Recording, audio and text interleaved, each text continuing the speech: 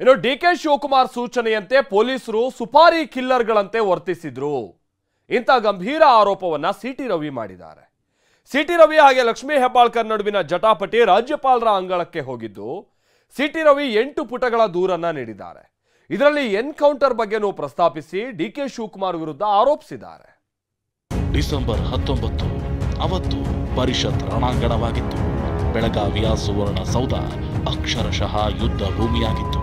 City Ravi ಬಂಧನ, ಠಾಣೆಯಿಂದ ಠಾಣೆಗೆ rounds, ಕಬ್ಬಿನ ಗದ್ದೆ, ಕಲ್ಲಿನ ಕ್ವಾರಿಗೆ ಕರೆದೊಯ್ದಿದ್ರು ಎಂಬ ಆರೋಪ ಪ್ರತ್ಯಾರೋಪಗಳ ಮಾತಿನ ಪ್ರಹಾರ ನಡೆದಿತ್ತು.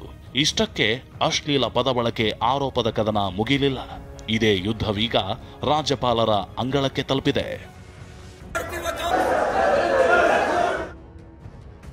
ಸಿಟಿ ರವಿ ಬಂಧನ ವಿಚಾರ, ರಾಜ್ಯಪಾಲರ ಅಂಗಳಕ್ಕೆ ಕೇಸ್. 8 ಪುಟಗಳ ದೂರು, ಡಿಕೆ ವಿರುದ್ಧ ಸಿಟಿ ರವಿ ಗಂಭೀರ ಆರೋಪ. ಸಿಟಿ ರವಿ ವಿರುದ್ಧ ಅಶ್ಲೀಲ ಪದ ಬಳಕೆ ಆರೋಪ, ಸಿಟಿ ರವಿ ಬಂಧನ, ಬಿಡುಗಡೆ, ರಾತ್ರಿ ಇಡೀ ಸುತ್ತಾಟ ಪ್ರಕರಣವೀಗ ರಾಜ್ಯಪಾಲರ ಅಂಗಳ ತಲುಪಿದೆ. ಪ್ರಕರಣ ಸಂಬಂಧ ಬಿಜೆಪಿ ನಿಯೋಗ ಈ ಹಿಂದೆ ರಾಜ್ಯಪಾಲರಿಗೆ ದೂರು ನೀಡಿತ್ತು. ಹೀಗಾಗಿ ಸಿಟಿ ರವಿಗೆ ಬುಲಾವ್ ನೀಡಿದ್ದ ರಾಜ್ಯಪಾಲರು ಪ್ರಕರಣದ ಸಂಪೂರ್ಣ ವಿವರ ಪಡೆದುಕೊಂಡಿದ್ದಾರೆ. ಸಿಟಿ ರವಿ ಕೂಡ 8 ಪುಟಗಳ ದೂರು ನೀಡಿದ್ದಾರೆ. ಈ ದೂರಿನಲ್ಲಿ ಡಿಕೆ ಶಿವಕುಮಾರ್ ಮತ್ತು ಲಕ್ಷ್ಮೀ ಹೆಬ್ಬಾಳ್ಕರ್ ವಿರುದ್ಧ ಗಂಭೀರ ಆರೋಪ ಮಾಡಿದ್ದಾರೆ.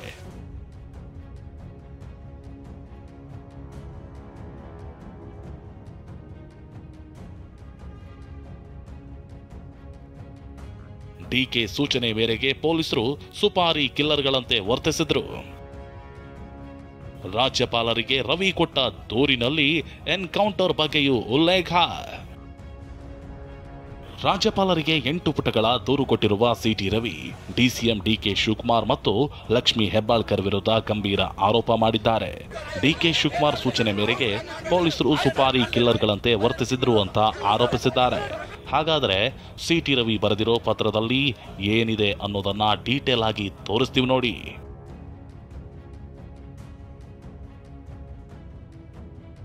ಡಿಸೆಂಬರ್ 19 ಇಡೀ ರಾತ್ರಿ ಪೊಲೀಸರು ಅಮಾನವೀಯವಾಗಿ ವರ್ತಿಸಿದ್ದಾರೆ. ಪೊಲೀಸರು ಡಿಕೆ ಶಿವಕುಮಾರ್ ಸೂಚನೆ ಮೇರೆಗೆ ಸುಪಾರಿ ಕಿಲ್ಲರ್ಗಳ ರೀತಿ ವರ್ತಿಸಿದರು. ನಿಗೂಢ ಸ್ಥಳಗಳಿಗೆ ಕರೆದೊಯ್ದು ಫೇಕ್ ಎನ್ಕೌಂಟರ್ ಮಾಡಿ ನನ್ನ ಮುಗಿಸಲು ಸಂಚು ರೂಪಿಸಿದ್ದರು.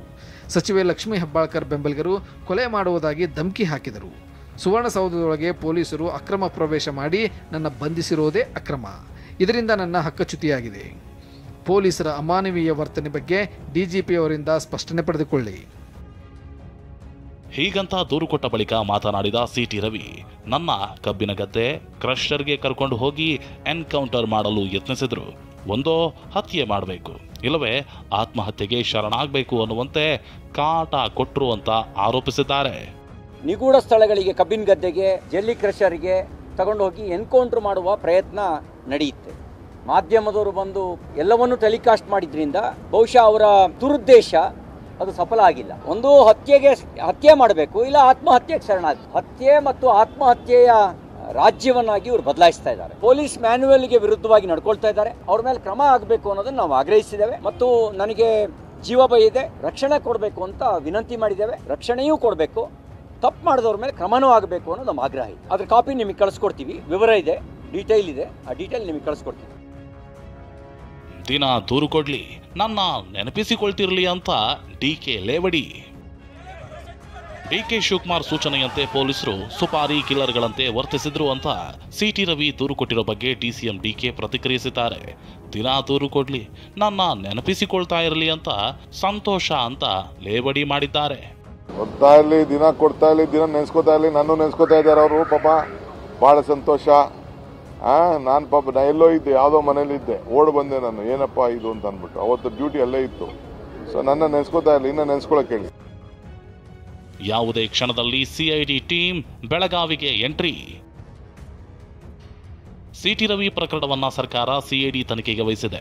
ನಾಳೆ ಅಥವಾ ಸದ್ಯದಲ್ಲೇ ಸಿಐಡಿ ಟೀಮ್ ಬೆಳಗಾವಿಗೆ ಎಂಟ್ರಿ ಕೊಡಲಿದ್ದು ಪ್ರಕರಣದ ಮಾಹಿತಿ ಪಡೆಯಲಿದೆ.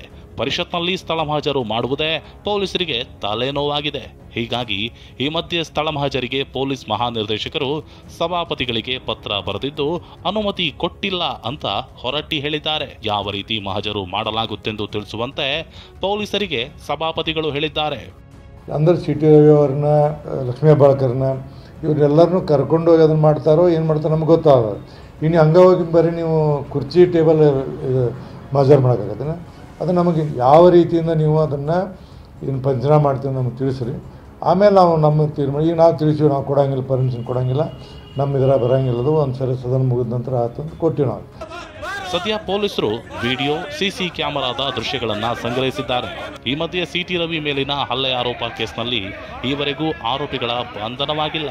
ಹೀಗಾಗಿ ಸಿಐಡಿ ತನಿಖೆ ಬಗ್ಗೆಯೂ ಆಕ್ಷೇಪ ವ್ಯಕ್ತಪಡಿಸಿರುವ ರವಿ ಯಾಕೆ ಗೂಂಡಾಗಳನ್ನ ಬಂಧಿಸಿಲ್ಲ ಅಂತ ಪ್ರಶ್ನಿಸಿದ್ದಾರೆ. ಗೂಂಡಾಗಳನ್ನು ಬಂಧನ ಮಾಡೇ ಇಲ್ಲ. ಒಬ್ಬ ಶ್ರೀಮತಿ ಲಕ್ಷ್ಮೀ ಹೆಬ್ಬಾಳ್ಕರ್ PA ಸಂಗನಗೌಡ, ಮತ್ತೊಬ್ಬ ಅವ್ರ ಸಹೋದರ ಚಂದ್ರರಾಜ್ ಹಟ್ಟಿಹೊಳಿ PA ಸದ್ದಾಂ, ಅವರ ಸಹಚರರು ಇನ್ನೂ ಬಂಧನ ಆಗಿಲ್ಲ. ಏನು ದೇಶ ಬಿಟ್ಟು ಓಡೋಗಿದ್ದಾರೆ ಅವರು ಅಥವಾ ನಿಗೂಢ ಕಣ್ಮೊರೆ ಆಗಿದ್ದಾರಾ? ಯಾಕೆ ಬಂಧನ ಮಾಡಿಲ್ಲ? ಯಾಕೆ ಅಪರಿಚಿತರು ಅಂತ ದಾಖಲಿಸ್ಕೊಂಡಿದ್ದೀರಿ? ನಾನು ಹೆಸರಾಕಿ ಕೊಟ್ಟಿದ್ದೀನಿ ಕಂಪ್ಲೇಂಟ್ನ. ಸದ್ಯ ಸಿಐಡಿ ಎಂಟ್ರಿ ಕೊಟ್ಟ ಬಳಿಕ ಆರೋಪಿಗಳ ಬಂಧನವಾಗುತ್ತಾ? ಈ ಕೇಸ್ನ ತನಿಖೆ ತಾರ್ಕಿಕ ಅಂತ್ಯ ಕಾಣುತ್ತಾ? ಕಾದು ನೋಡಬೇಕಿದೆ. ಕಿರಣ್ ಹನಿಯಡ್ಕ ಜೊತೆ ಪ್ರಸನ್ನ, TV9 ಬೆಂಗಳೂರು.